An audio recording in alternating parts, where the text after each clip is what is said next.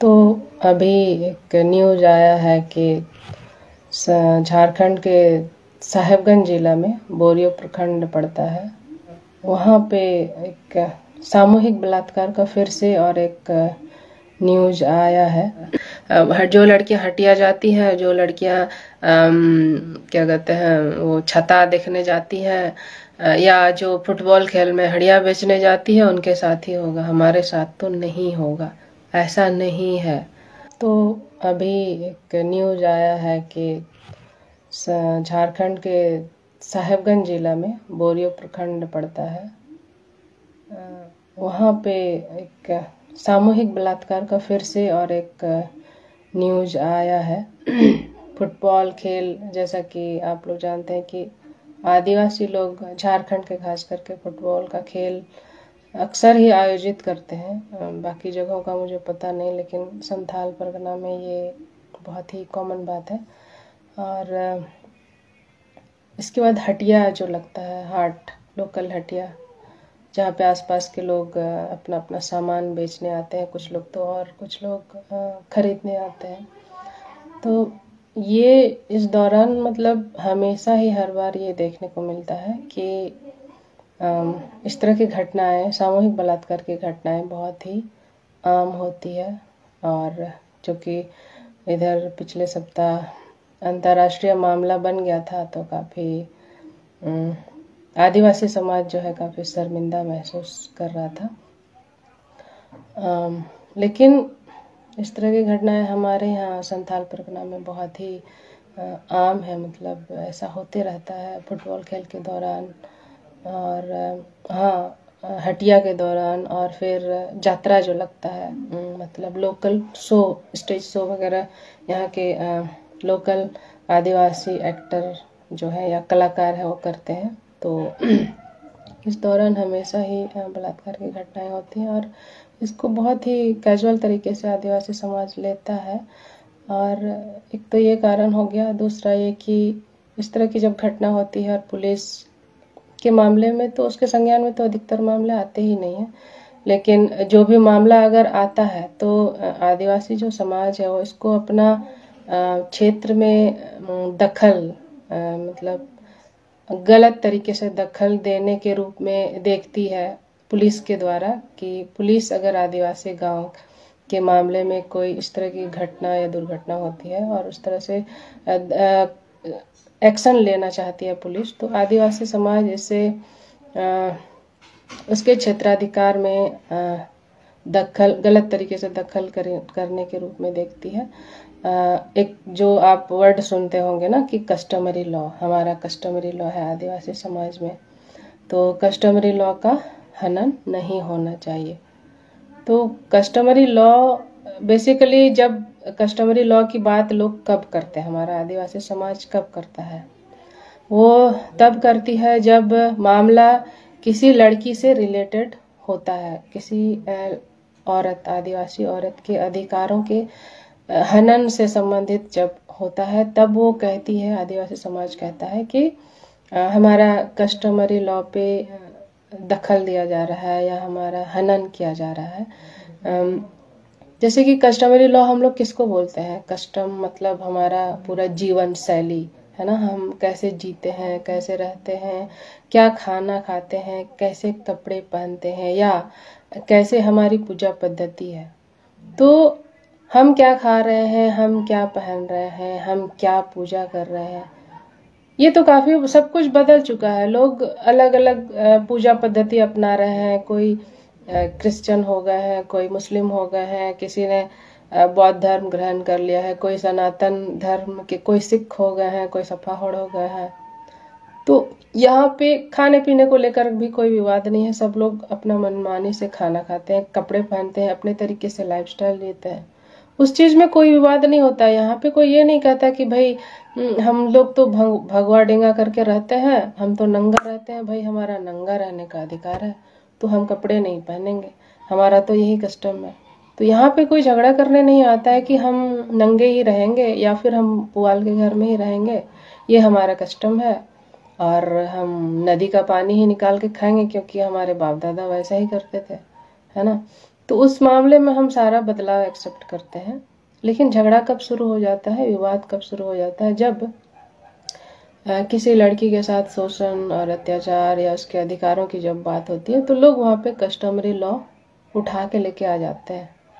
पहला तो ये कहेंगे कि भाई हमारे यहाँ तो जितनी शादियाँ करने का है उतना करने का हमको राइट है, फिर जैसे तैसे छोड़ने का भी राइट है, हम कोई जिम्मेदारी नहीं लेंगे, ना बच्चों की जिम्मेदारी लेंगे, ना जिसको छोड़ रहे हैं उसकी जिम्मेदारी लेंगे, वो अपना जाए देखे जहाँ उसको जहाँ रेजा करना है, केरल में गुजरात में सिंगल मदर बन करके उसको जहाँ काम करना है वो करती रहे, हमारा तो भाई कस्टमरी लॉ है। तो कस्टमरी लॉ ये रेप के मामले में भी, बलात्कार के मामले में भी हाल में भी ये इतना जागरूकता आ जाने के बाद या सोशल मीडिया में लोग जब इस मुद्दे को लेकर के लोगों को जागरूक कर रहे हैं, संथाली में भी लोग अपनी भाषा में भी लोग बता रहे हैं कि इस तरह से किसी महिला के साथ जबरदस्ती करना, उसके साथ गलत व्यवहार करना गलत है, कानूनन अपराध है। वैसी स्थिति में भी गांव वाले लोग बहुत ही गर्व के साथ इकट्ठा होते हैं और कहते हैं कि नहीं, ये हमारा निजी मामला है, हमारे निजी मामले में आप दखल मत दीजिए। तो मैं ये नहीं कह रही हूँ कि अपराध, महिलाओं के साथ अपराध हमारे यहाँ ही हो रहा है, ऐसा नहीं है। हर समाज में, हर धर्म में, हर देश में अपराध हो रहा है और अलग अलग तरीके से वहाँ पे सरकार या समाज या संगठन उस पर काम कर रही है। लेकिन हम जो कि आदिवासी समाज से हैं, संथाल समाज से हैं और संथाल परगना से हैं, तो संथाल परगना में क्या मानसिकता है लोगों की, समाज की, समुदाय की, इस बारे में हम अच्छे तरीके से समझते हैं। तो सबसे पहले जो भी लोग हैं, जागरूक लोग हैं हमारे समाज के, उन्हें आगे आना होगा और उनको ये समझना होगा कि कस्टमरी लॉ को महिलाओं के अधिकार के साथ जोड़ करके ना देखा जाए। कस्टमरी लॉ आप फॉलो नहीं कर सकते हैं किसी भी हालत में, किसी भी स्थिति में। समय के साथ तो आपको बदलना ही पड़ेगा। आपने अपना धर्म बदला, अपने कपड़े बदले, आप कच्चे मिट्टी के घर में रहते थे तो आप पक्के मकानों में आ गए हैं।